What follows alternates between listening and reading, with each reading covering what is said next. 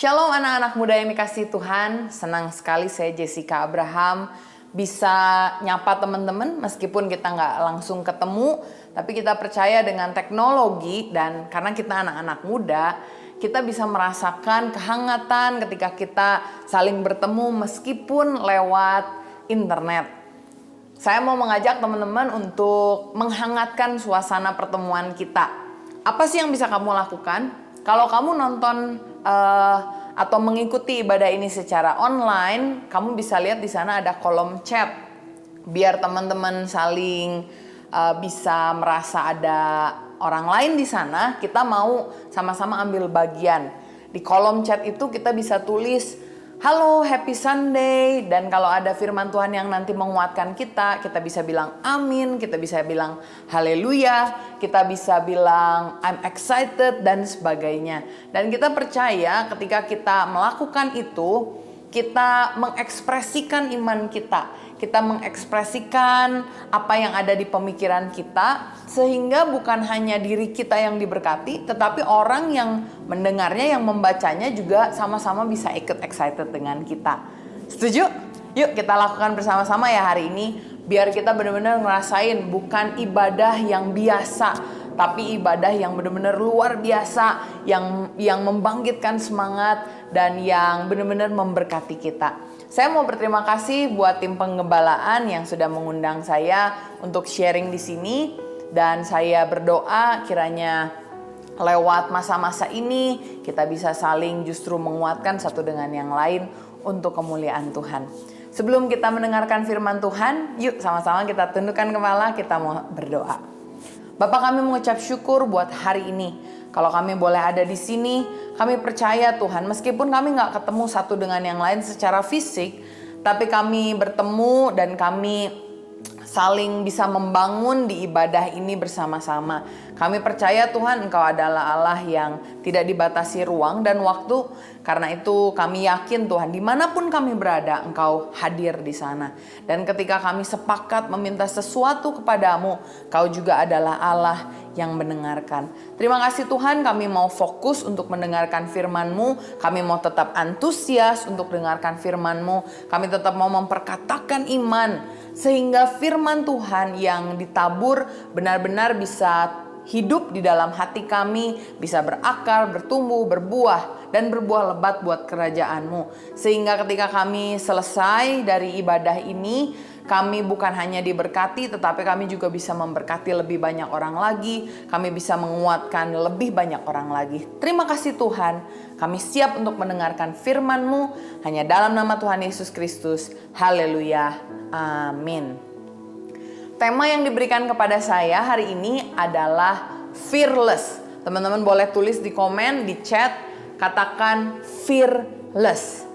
Fearless.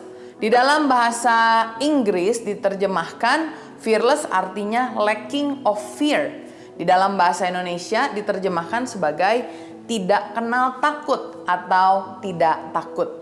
Sadar gak sih teman-teman bahwa di dunia ini, dunia kita ini sudah begitu banyak ketakutan. Ada banyak ketakutan yang sampai akhirnya dianggap wajar. Bahkan kalau kita lihat di dalam ilmu kedokteran, ternyata ketakutan ini karena udah sering banget, dia memiliki satu istilah yang khusus untuk dirinya sendiri. Ada yang tahu di sini namanya apa? Di dalam ilmu kedokteran, ketakutan itu disebut dengan fobia. Ada begitu banyak list fobia, dan saya melihat ada yang fobia yang memang dimiliki oleh banyak orang, tapi nanti kita akan lihat ada beberapa fobia yang agak lucu ya, agak aneh. Tetapi meskipun kita menganggap fobia itu aneh, tetapi ketakutan itu benar-benar nyata di dalam kehidupan sebagian orang. Coba saya mau tanya di sini, kalau kalian merasa kalian memiliki ketakutan ini, kamu boleh tulis di komen, iya saya takut ini gitu ya. Yang pertama yang paling sering adalah yang disebut dengan istilah akluofobia. Ada yang bisa tebak kira-kira akluofobia itu apa? Akluofobia adalah ketakutan akan gelap. Semenjak masih kecil, orang-orang di sekitar kita, apalagi orang Indonesia, suka bilang anak kecil itu takut gelap. Saya punya anak, dan masih kecil, waktu kita ajarin dia untuk tidur malam-malam, ada orang-orang yang bilang jangan dimatiin lampunya. Karena anak kecil ini dia tuh udah hidup, udah lahir di dunia dengan ketakutan akan gelap. Tapi kalau kita pikir ya, sebetulnya di dalam rahim ibu kan gelap ya. Jadi harusnya nggak benar gitu. Dan memang benar ketika kita ajarin dia untuk tidur, kita matiin lampunya karena biasa kita juga tidur dengan lampu yang mati, dia bisa tidur dengan baik. Tapi memang ada orang-orang yang takut sekali ketika ada gelap gitu. Ini yang disebut dengan aklofobia. Ada mungkin teman-teman yang takut kalau masuk ke ruang tertutup ya. Ada orang-orang yang mulai gelisah, mulai stres ketika dia masuk ke dalam lift misalnya. Ini yang dikenal dengan istilah klaustrofobia. Dan ini sebuah ketakutan yang seringkali dianggap wajar. Saya ingat saya pernah main ke satu tempat wisata, Goa Jepang. Dan salah satu teman saya yang asalnya tuh excited banget untuk ketemu, untuk lihat Goa Jepang itu seperti apa. Dan kita waktu itu masih kira-kira SMP atau SMA, sangat excited untuk masuk ke Goa Jepang. Karena mereka bilang bisa masuk ke dalamnya gitu untuk lihat. Tapi ternyata ada salah satu teman saya yang begitu ketakutan karena ternyata dia punya klaustrofobia, takut akan ruang yang sempit. Ada orang yang takut akan ketinggian, ini disebut dengan akrofobia. Ketika kita biasanya melihat dari pegunungan tinggi, kita ngelihat rumah-rumah yang kecil tuh kita biasanya seneng kan. Mungkin teman-teman di sini pernah ke Bali, terus pernah skydiving ya. Pakai parasut, parasailing, ngelihat ke bawah itu sesuatu yang menyenangkan buat orang yang tidak takut tentu. Tapi buat orang-orang yang punya ketakutan ini, yang punya akrofobia, dia tuh takut banget. Bahkan dia bilang, saya tuh kayaknya langsung ketika ngelihat tempat yang tinggi itu saya langsung lemes kakinya. Ada teman-teman di sini yang seperti itu? Atau mungkin teman-teman takut akan balon. Mungkin teman-teman takut akan balon. Ada yang di sini takut akan balon? Saya punya teman yang takut akan balon. Kenapa bisa gitu? Karena ya memang bagi dia mungkin pernah punya pengalaman yang buruk, pernah punya trauma masa kecil. Mungkin waktu dia pegang balon waktu kecil, balonnya meledak di tangan dia. Mungkin teman-teman bilang, saya sih kayaknya nggak punya lah fobia-fobia itu. Bagaimana dengan yang ini? Nomofobia. Nomofobia adalah ketakutan yang muncul ketika kita sedang tidak memegang smartphone. Nah, gelisah kalau nggak pegang smartphone tuh rasanya takut. Mungkin akan lebih sering ya di sini ya yang punya nomofobia. Dari ketakutan-ketakutan itu semuanya hampir dianggap wajar di ilmu kedokteran. Dilihat sebagai sesuatu yang tidak aneh, tetapi sesuatu yang biasa, bahkan seringkali diterima di dalam masyarakat. Yang lucunya ada beberapa fobia, misalnya bibliofobia, takut sama buku ya. Mungkin ketika mau belajar, saya takut sama buku, nggak mau pegang. Ada juga orang yang bilang saya tuh takut sama sekolah, sklinofobia disebutnya. Mungkin teman-teman yang sekarang sekolah online seneng gitu ya untuk sekolah di rumah biasanya. Memang kebanyakan kalau sekolah di rumah banyak istirahatnya kan. Tapi jangan sampai ketika nanti masuk ke sekolah kita bilang, saya tuh punya fobia, sklinofobia. Saya takut gak mau sekolah. Apalagi yang lebih parah, ada yang disebut dengan eklesiofobia, takut untuk ke gereja. Nah, ketakutan-ketakutan ini banyak sekali diterima oleh masyarakat. Bukan hanya dianggap wajar ya, tetapi seringkali orang menganggap ketakutan itu sebagai sesuatu yang baik. Di ilmu kedokteran, di ilmu psikologi juga ada yang disebut dengan fight and flight response. Artinya ketika seseorang melihat sesuatu, karena dia punya rasa takut itu, dia bisa memberikan reaksi untuk menentukan apakah ini ancaman yang bisa dilawan atau dia harus kabur, dia harus pergi.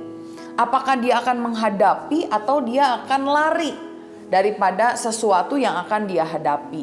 Biasanya ini memang keluarnya dari ketakutan. Kalau kita lihat sekarang ini pas zaman pandemi corona, ada orang yang takut untuk keluar rumah karena mereka bilang wah bakal ada virus di mana-mana. Jadi orang-orang yang takut ini biasanya memilih stay at home, diam di rumah. Dan mungkin kita rasa kalau stay at home sesuatu yang baik lah ya, sesuatu yang memang disarankan oleh pemerintah bahkan.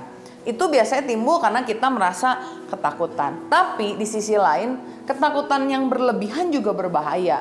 Karena saya baca di berita ada orang-orang yang terkena corona dan dia mau pulang ke rumahnya, malah diusir sama keluarganya. Karena keluarganya itu takut banget kena corona. Dia diusir, bahkan sampai orang ini depresi. Ada orang-orang juga yang karena ketakutan yang berlebihan, bunuh diri coba bahkan. Walaupun dia tuh belum tentu positif corona. Ada satu kejadian yang saya baca di berita, seorang wanita membunuh dirinya, gantung diri. Karena dia bilang, saya tuh merasa gak enak badan dan saya merasa agak sesak napas. Nah, yang menyedihkan adalah waktu dia udah meninggal, dia diotopsi. Coba teman-teman pikirin, apa yang hasil dari otopsinya itu? Apa yang kita temukan dari hasil setelah dia meninggal, di tes swab test, hasilnya keluar negatif. Ternyata bukan corona yang membunuh dia, tetapi ketakutan yang membunuh dia. Tingkat kematian corona seharusnya tidak terlalu tinggi, apalagi di orang-orang yang berusia di bawah 60 tahun, sekitar 2-5%. Tapi ada orang-orang yang justru belum tentu positif, tapi karena ketakutan yang berlebihan, dia mengambil jalan keluar yang salah. Dia kabur, dia lari, dia berlari menjauh, bukan hanya dari penyakitnya sendiri, tetapi bahkan dari kehidupan itu sendiri. Ini terjadi seringkali kalau orang nggak mengerti tentang virus corona. Mereka menyerah, mereka berpikir pasti kalau udah kena corona pasti mati. Akhirnya mereka menyerah bahkan sebelum bertanding. Kita lihat ternyata orang yang memiliki ketakutan, kalau dia tidak mengenal apa yang dia takuti itu, dia bisa memiliki pemikiran yang salah, mengambil reaksi yang justru keterbalikan. Dan saya lihat hal ini juga terjadi di dalam kisah murid-murid Tuhan Yesus. Ini menarik sekali. Di dalam Matius 14 ayat 22-33, teman-teman mungkin pernah mendengar atau membaca kisah bagaimana Tuhan Yesus menghentikan badai. Dikatakan di dalam Alkitab ayat yang ke-22, sesudah itu Yesus segera memerintahkan murid-muridnya naik ke perahu dan mendahuluinya ke seberang. Sementara itu ia menyuruh orang banyak pulang. Dan setelah orang banyak itu disuruhnya pulang, Yesus naik ke atas bukit untuk berdoa seorang diri. Ketika hari sudah malam, ia sendirian. Perahu murid-muridnya sudah beberapa mil jauhnya dari pantai dan diombang-ambingkan gelombang karena angin sakal. Kira-kira jam 3 malam datanglah Yesus kepada mereka berjalan di atas air. Jadi murid-murid Tuhan Yesus ini menghadapi badai, ombak, angin, pokoknya keadaannya chaos banget. Dan biasanya ketika malam itu kan ombak, air tuh mulai naik. Jadi air ini banyak dan kalau kita lihat di sana jam 3 malam kira-kira Tuhan Yesus datang dan berjalan ke arah mereka. Kalau kita pikirkan secara logis, di tengah badai, mereka ini murid-murid Tuhan Yesus yang tahu Tuhan Yesus itu siapa. Di tengah badai seharusnya mereka justru bahagia, bersuka cita, karena mereka melihat ada Tuhan Yesus datang. Tetapi karena mereka tidak mengenal Tuhan Yesus, karena ada badai, ada angin, ada kepanikan, ada ketakutan yang menghalangi mereka untuk melihat siapa Tuhan Yesus. Mereka di ayat yang ke-26 dikatakan mereka menjadi terkejut dan mereka berseru, "Itu hantu!" Lalu berteriak-teriak karena takut. Kalau saya bayangin ya, kan memang perahunya lagi kecil kan, tidak terlalu besar. Saya bayangin kalau mereka berdiri di sisi yang sini, ketika mereka nunjuk itu hantu, pasti mereka berlari ke belakang. Kalau bisa semuanya mundur ke belakang karena dia takut dia melihat hantu. Tentu nggak ada dari mereka yang nyemplung lah keluar karena kan lagi ada badai. Cuman saya pikir di situ mereka punya ketakutan yang membuat mereka menjauh daripada Yesus karena mereka tidak bisa melihat bahwa sebetulnya kunci dari masalah agar masalah ini bisa hilang adalah ketika Tuhan Yesus yang dilihat sebagai sosok hantu itu datang kepada mereka dan menghentikan badai. Tapi apa yang terjadi sih ketika orang-orang yang takut ini melihat Tuhan Yesus dan mereka mulai mengenal Dia? Yesus berkata di ayat yang ke-27, tetapi segera Yesus berkata kepada mereka, tenanglah, aku ini, jangan takut. Di dalam kepanikan, ketakutan, Tuhan Yesus mendeklarasikan dirinya, tenang, aku ini, jangan takut. Dan begitu murid Tuhan Yesus melihat, mengenal, mempercayai siapa Yesus, mereka memiliki respon yang berbeda. Petrus di sini di ayat yang ke-28 dia berseru dan menjawab, Tuhan, katanya, Tuhan, apabila Engkau itu, suruhlah aku datang kepadamu berjalan di atas air. Ternyata ketika seseorang yang lagi takut melihat dan mengenal Tuhan, dia memiliki pengertian yang benar tentang Tuhan. Dia bukannya malah lari, tetapi justru dia malah mau datang mendekat kepada Dia. Saat itu kita lihat ketakutan bisa berubah menjadi ketenangan, bahkan berubah menjadi keberanian saat terjadi pengenalan. Saya ulangi sekali lagi, ketakutan bisa berubah menjadi ketenangan, bahkan keberanian saat terjadi pengenalan. Di dalam kehidupan kita banyak hal-hal yang membuat kita takut, banyak hal-hal yang membuat kita gelisah. Tetapi ketahuilah, kunci agar kita memiliki keberanian, kita mengalahkan rasa ketakutan adalah ketika kita mengenal benar siapa Tuhan. 1 Yohanes 4 ayat 17-18 dikatakan, di dalam kasih tidak ada ketakutan. Kasih yang sempurna melenyapkan ketakutan. Sebab ketakutan mengandung hukum dan barang siapa takut ia tidak sempurna di dalam kasih. Ketika kita mengenal Allah, mengenal kasih-Nya yang sempurna, ketika kita tahu tujuan Tuhan saat Dia datang ke dunia, kita bukannya menjadi takut. Betul kita berdosa, betul kita harusnya menghadapi penghukuman. Tetapi ketika kita mengenal kasih Allah, kasih yang tidak dibatasi oleh segala sesuatu, kasih yang mau turun buat kita, mau menyelamatkan kita. Ketika kita mengenal kasih itu, kita bukannya mau lari daripada Tuhan. Justru sebaliknya, kita malah mau makin datang kepada Tuhan. Karena kita tahu, ketika kita penuh dengan ketakutan, kita bisa diubahkan menjadi seseorang yang bukan hanya tenang, tetapi seseorang yang berani menghadapi setiap permasalahan, pergumulan, menghadapi segala kesedihan, menghadapi ketakutan. Kita menjadi orang-orang yang pemberani. Kalau kita tidak mengenal Tuhan, seringkali kita memiliki pemikiran yang salah tentang Tuhan. Kita malah takut dan menjauh dari Tuhan. Kita malah khawatir, kita malah depresi, kita malah kecewa sama Tuhan. Saya pernah ingat waktu saya masih kecil, mungkin teman-teman di sini, kalau saya nggak tahu sekarang McDonald masih punya area bermain sendiri atau enggak. Tapi waktu dulu masih saya kecil, ketika kita pergi ke McDonald tuh selalu saya pengen main di tempat main itu ya. Ada perosotan, ada ayunan. Seneng banget karena banyak anak-anak yang ada di sana. Bahkan waktu itu saya sempat pergi ke Jakarta. Waktu orang tua saya main berbelanja gitu, saya main di tempat McDonald ini. Suatu kali di tengah permainan, saya tuh merasakan ketakutan yang luar biasa gitu. Kayaknya waktu itu saya masih SD. Dan di pemikiran saya tuh saya berpikir gini, gimana ya kalau orang tua saya nggak jemput saya? Tiba-tiba permainan yang harusnya menyenangkan itu bikin saya malah jadi langsung nangis gitu. Saya nangis dan akhirnya ada satpam yang tanya, kenapa dek? Ya ini saya nggak dijemput sama orang tua saya gitu. Padahal belum tentu juga orang tua saya nggak ngejemput saya kan.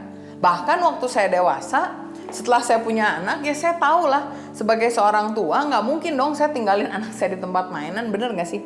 Pasti ketika saya selesai mengerjakan pekerjaan saya, kalau saya udah selesai belanja, saya tahu anak saya lagi main, ya pasti saya jemput dia.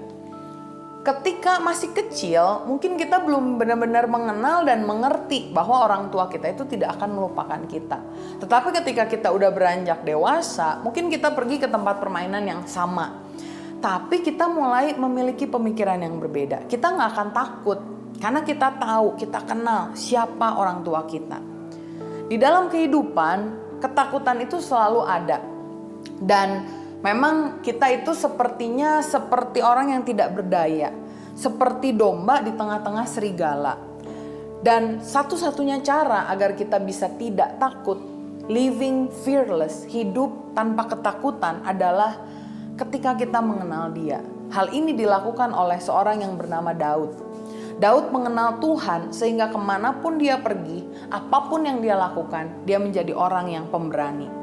Kalau teman-teman pikir keadaan Daud ini adalah seorang yang diabaikan dari kecil oleh orang tuanya, tidak dianggap. Seringkali dia sendirian ada di ladang untuk menjaga kambing domba. Kalau kamu masih kecil, suruh jaga kambing domba, suruh sendirian. Mungkin di ladang juga ada beruang, ada singa, ada serigala. Kira-kira kamu ngerasa takut gak? Daud juga pasti ngerasa takut. Tetapi karena dia mengenal Tuhannya, dia menjadi orang yang pemberani.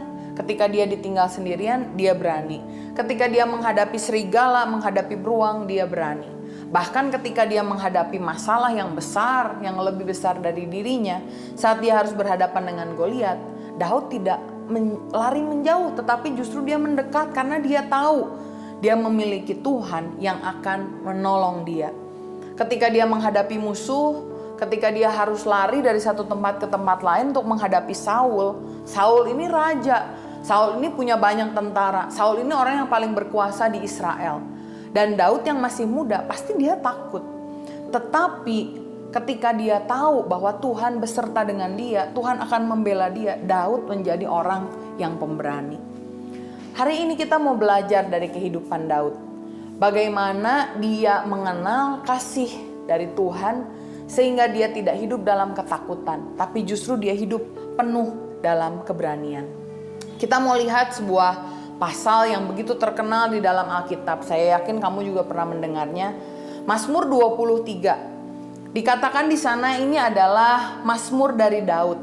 Bagaimana Daud menceritakan pengenalan dia akan Tuhan. Dikatakan di sana, Tuhan adalah gembalaku, takkan kekurangan aku. Ia membaringkan aku di padang yang berumput hijau. Ia membimbing aku ke air yang tenang. Ayat ini mengisahkan bagaimana Daud tahu gembalanya. Dia tahu bahwa gembalanya adalah orang yang bertanggung jawab. Orang yang akan memberikan dia apa yang dia butuhkan. Orang yang akan membawa dia ke tempat yang benar, ke padang rumput yang hijau, ke air yang tenang. Daud tahu, dia mengenal gembalanya. Karena itu, dia bisa bergantung kepada gembalanya. Bagaimana dengan kita? Apakah selama ini kita tidak mengenal gembala kita sehingga kita hanya bergantung pada kekuatan diri kita sendiri? Apakah kita seperti domba yang hilang? Ataukah kita mau untuk belajar mengenal sang gembala? Karena ketika kita mengenal kasih dari sang gembala yang agung, kita tahu bahwa kita bisa aman tinggal di dalam Dia. Kita tidak usah takut lagi, karena kita tahu Dia adalah gembala yang bertanggung jawab. Ayat yang ketiga dikatakan, Ia menyegarkan jiwaku, Ia menuntun aku di jalan yang benar oleh karena namanya. Di sini kita belajar ternyata meskipun ada masalah, meskipun ada hal-hal yang membuat kita jatuh, tetapi gembala ini selalu menyegarkan jiwa kita. Dia bukan hanya memperhatikan hal-hal yang jasmani di dalam kehidupan kita, memberikan kita makan, memberi kita minum, tapi dia juga memperhatikan kesehatan jiwa kita. Sehingga kita tidak merasa depresi, tidak merasa sendirian, tidak merasa ketakutan lagi. Dikatakan di sana, Ia menuntun aku di jalan yang benar, bukan di jalan yang enak. Yang benar belum selalu tentu enak. Yang enak belum tentu selalu benar. Dikatakan Tuhan menuntun, Dia melatih kita. Bukan untuk menjatuhkan kita, tetapi justru Dia menuntun ke jalan-jalan yang benar, yang membuat kita bisa untuk berjalan di jalan-jalan yang memang sesuai dengan apa yang Dia inginkan dalam hidup kita. Di dalam kehidupan kita, apakah kita seringkali gelisah, seringkali letih, seringkali depresi, seringkali tidak bisa cerita sama orang?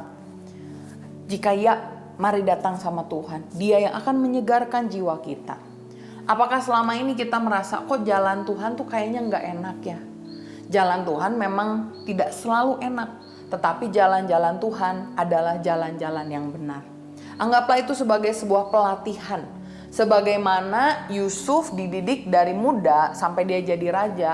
Bukan di jalan yang enak. Dia harus masuk penjara, harus dilupakan, harus difitnah. Tetapi itu adalah jalan-jalan yang benar. Sehingga Yusuf bisa ditrain, dilatih. Mungkin Tuhan juga sekarang sedang melatih kita. Ada keadaan yang tidak enak dalam hidup kita. Tetapi Tuhan ingin kita menjadi anak-anaknya yang dewasa. Ayat yang keempat dikatakan, sekalipun aku berjalan dalam lembah kekelaman, aku tidak takut bahaya, sebab Engkau besertaku. Gadamu dan tongkatmu itulah yang menghibur aku. Meskipun dalam keadaan yang tidak pasti, Daud tahu bahwa Tuhan selalu berjalan bersama-sama dengan dia. Dan sekalipun dia melewati masa-masa yang sulit, masa-masa yang serba tidak jelas, karena Tuhan beserta dengan dia, dia menjadi tidak takut. Ibrani 13 ayat yang kelima adalah firman Tuhan yang harus kita pegang dalam kehidupan kita. Tuhan berkata, aku sekali-kali tidak akan membiarkan engkau, dan aku sekali-kali tidak akan meninggalkan engkau. Di ayat yang kelima dikatakan, engkau menyediakan hidangan bagiku. Di hadapan lawanku, engkau mengurapi kepalaku dengan minyak, pialaku penuh melimpah. Kebajikan dan kemurahan belaka akan mengikuti aku seumur hidupku, dan aku akan diam di dalam rumah Tuhan sepanjang masa. Saya mau highlight satu kata di sini, dikatakan seumur hidupku. Pemeliharaan dan janji Tuhan bukan hanya untuk satu masa, tetapi untuk seumur hidup kita. Percayalah teman-teman bahwa di setiap musim Tuhan akan selalu bersama-sama dengan kita. Ketika kita mengenal Dia dengan baik, ketika kita tahu dengan baik, kita tahu siapa Tuhan dengan baik, kita percaya bahwa kita tidak perlu hidup sendirian, kita tidak perlu hidup dalam ketakutan, tapi justru kita bisa hidup tanpa batas, penuh dengan keberanian. Dan kita bisa mengejar setiap janji Tuhan dalam kehidupan kita. Kita mau lihat satu klip kesaksian seorang anak yang merasa gagal dalam hidupnya, yang merasa tidak ada jalan keluar, yang merasa sendirian, yang merasa ketakutan. Tetapi hal ini berubah ketika dia mengenal Tuhan. Mari sama-sama kita simak. Do you know God? Do you know God as what? Who? What does He do for you? Why is He interested in us? Why would He ever have the time of day to listen to my prayer? Who am I compared to God, the creator of the universe, the Alpha and Omega? It's a big thought. For me, God is everything. For me, there were many times in my life where I did not have peace in my life, and seeking the answers to many questions, and of course being born without limbs, I asked God, why did this happen? You know, we always talk to God more on a bad day. We ask God for things, we thank God for things, but do you get to know Him? Do you talk to Him apart from just asking Him for things? Because if I had a friend and I just called Him up when I needed Him, that's not really a friendship. Do you know that He is excited to hear from you? Do you know that you were on His mind before the earth began and He formed you in your mother's womb? That was such an amazing peace that I had at 15 years old, to know that I finally have someone who's going to be with me through it all, who knows all my circumstances, who's bigger than my circumstances, not like my parents. My parents loved me, my parents were there for me, they were not going to leave me at all, but they couldn't change anything, and they couldn't heal my heart. But God did. How cool is that? That He loves me so much that He sent His Son, Jesus Christ, to die on the cross for my sins. Who am I that God would ever want to even talk to me, let alone let his son die for me. Jesus Christ, he died for my sins. But John 3:16 says God came and saved the world. He rescued us by sending his son Jesus Christ. In verse 17 it says Jesus did not come into the world to condemn the world, but to save us. And when the world thinks, Jesus is now the only way, the truth, and life, yeah, it's because he is the only one who died for our sins. He's the only one who claimed that he was God in the flesh. He was the only holy one. He was the only one who faced the devil face to face and won. He was the only one who could raise himself from the dead. And when I believe in God and I receive him as my Lord and get to know him as my friend, that same Spirit of God that raised Jesus Christ from the dead, the Holy Spirit, will raise me up from the dead. How cool is that? I'm not going to die. I may take my last breath here on earth, but I have confidence in him, not only for salvation, but for comfort, for strength. And I can actually talk to him. I might be good to you, but compared to God, who's Nick Vujicic? No one. I might be good compared to some other people, but how good is good and how bad is bad? That's why we bring out the Bible and say, okay, let's not compare ourselves to each other, but let's compare ourselves to God. Well, if we do that, we got a little bit of a problem. If you think that having no arms, no legs is a problem, not knowing God is a bigger problem. And I want you to know that it's not too late. Yeah, tomorrow is not promised, but you have today to say, hey, you know what, God, if you're up there and you have a plan for me, I want to know what that plan is. And the beautiful thing about knowing God is knowing what he says. Knowing what he says about how much he loves me, about how he'll never leave me, about no matter how many times I fail, he still loves me and I'm under construction every day. And Nick fails God, but God's grace is sufficient as long as I hunger and strive to know him more. And it's not this to-do thing, it's a love thing. I love God, and God loves me. And as we spend more time with each other, I fall in love with him more and more every day. The most exciting thing that I can ever do today is to know something more about God's love for me and my family. He can give you faith to believe this. If you ask him for faith, he will actually give you faith. Faith is not a gift that's earned. Faith is a gift that's given. He loves you so much. And more than anything today, I want you to know God.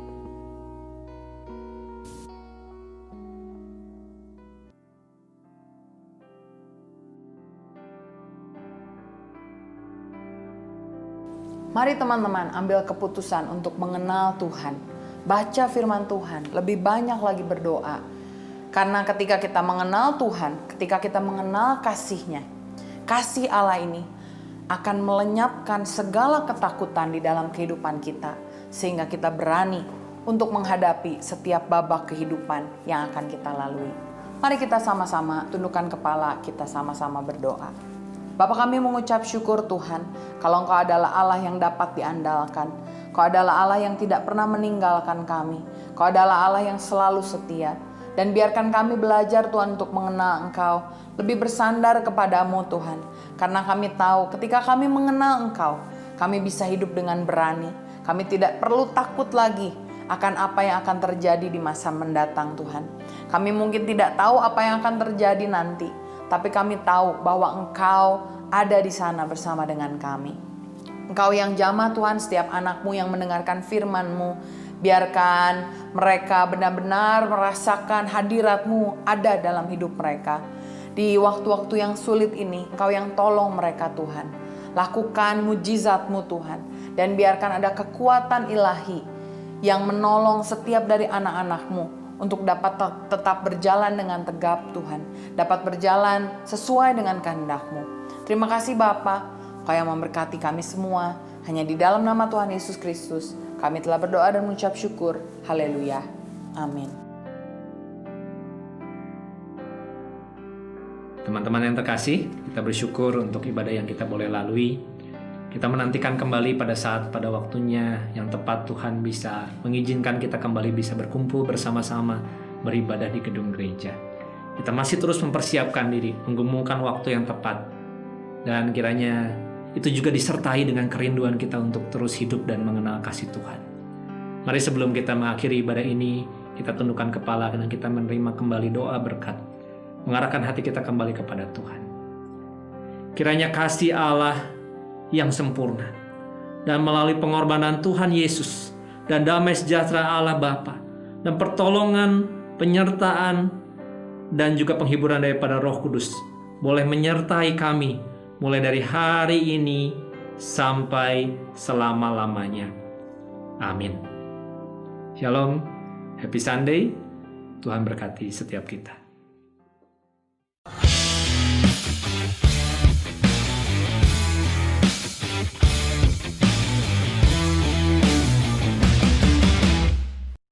Halo Servers, balik lagi sama Agassi Tukang Warta. Dan kali ini di segmen Tahu Kamu Worship Facts, gue mau bawain satu informasi penting yang tentunya Servers perlu tahu. Kalian tahu gak sih kalau desain merupakan salah satu alasan kenapa kita harus selalu menyembah Tuhan? Karena pada dasarnya, penyembahan adalah suatu hal yang dirancang Tuhan untuk manusia, di mana manusia adalah makhluk penyembah Tuhan. So, kita punya satu kebutuhan yang secara mutlak ada di jiwa setiap manusia untuk menyembah Tuhan secara sejati. Dan kalau kita nggak ngelakuin itu, pasti jiwa-jiwa Servers nih kerasa ada yang kosong. Bukan jomblo loh ya, kosong aja. Dan penyembahan itu bisa kalian lakukan lewat berbagai hal. Salah satunya yang simpel adalah melakukan persembahan mingguan yang biasa kita lakukan di gereja secara online. Gampang banget nih Servers caranya. Kalian tinggal buka gadget kalian, buka aplikasi-aplikasi kayak Dana, GoPay, OVO, Link Aja, dan BCA Mobile atau aplikasi-aplikasi lainnya. Dan kemudian kalian scan QR Code yang ada di slide berikut ini. Lalu kalian masukkan nominal yang ingin kalian transfer sebagai persembahan kalian. Dan kemudian tinggal diklik tuh tombol transfernya. Gampang banget kan? So, jangan membuat kondisi work from home ataupun hambatan-hambatan lainnya yang ada membuat Servers jadi berhenti untuk menyembah Tuhan secara maksimal. Enggak lah, harus maksimal pasti. Dan Servers, gue juga mengajak nih buat teman-teman yang mungkin punya pokok-pokok doa yang ingin didoakan. Kalian bisa langsung buka link yang ada di description box di bawah ini. Kalian pilih yang bagian prayer request. Nanti di sana kita bakal bantu Servers buat masukin atau ceritain pokok-pokok doa yang jadi pergumulan kalian, dan kita akan bantu sama-sama mendoakan bersama teman-teman di Wayfield Ministry. Tenang aja, karena permasalahan dan juga identitas kalian akan dijaga 100% aman di Wayfield Ministry ini. Di bawah ini juga Servers ada link untuk kalian yang mau daftar komit online, di mana kita bakal tetap sama-sama untuk stay connected di masa pandemi ini. Dan Servers, gue juga mengajak nih buat teman-teman yang mungkin mau ikut kelas MMK atau menjadi murid Kristus. Di sini kita bakal sama-sama belajar tentang iman-iman dasar Kristen. So, buat teman-teman yang atau tertarik nih, gue pengen baptis di gereja GKI Anugerah ini, kalian boleh banget buat ikut dulu kelas MMK ini. Atau teman-teman yang mungkin udah pernah ikut tapi gue pengen belajar lebih lagi nih, boleh banget buat join, karena kelas ini bakal kita buka di tanggal 26 Juli 2020 ini. Dan pendaftaran akan kita buka terus tiap minggunya sampai tanggal 26 Juli juga. Dan kalian bisa langsung klik link yang ada di bawah ini nih. Nanti disediain juga di description di bawah ini. Kalian jangan lupa untuk daftar di situ. So, buat kalian yang mungkin, gue masih mikir-mikir gue mau join atau enggak, boleh banget buat nantinya dipikirin dulu, didoain dulu, digomulin dulu, dan ketika sudah yakin langsung klik link di bawah ini untuk join di kelas menjadi murid Kristus tahun 2020 ini. Dan Servers, seperti biasa kita juga mau ngeliat teman-teman kita yang berulang tahun di minggu ini.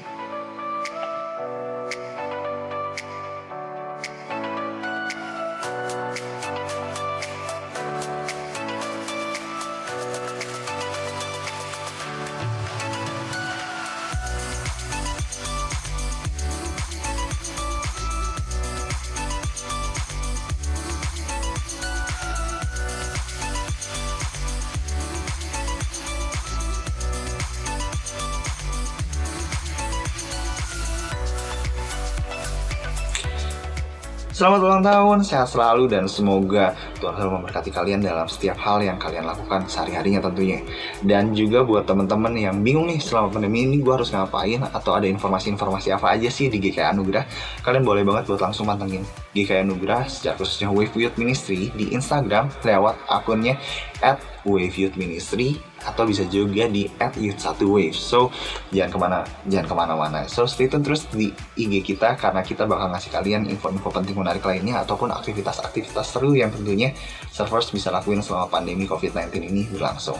So jangan kemana-mana, dan ketemu lagi di Sunday Service lainnya. See you.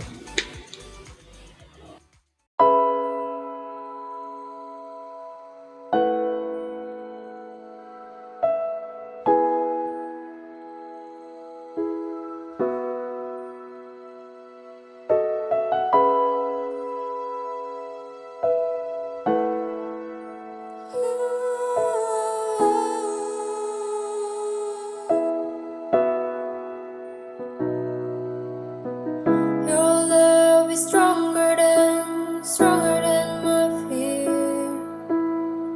Your grace is greater than my sin. I tremble death, where is your sin? Here I declare my victory. Your love is stronger than my fear. Your grace is greater than my sin. I tremble death, where is your sting? Here I declare my victory.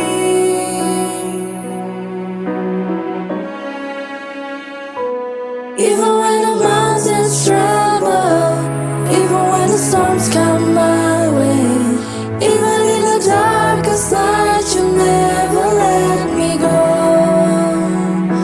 Jesus, you're my rock and anchor. You're the one who fights my battles. Even in the darkest night, you never let me go.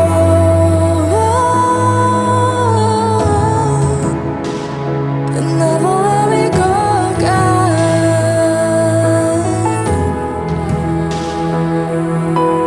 And I sing again. Your love is stronger than my fear. Your love is stronger than my fear. Your grace is greater than my sin. Oh, tremble death, where is your sin?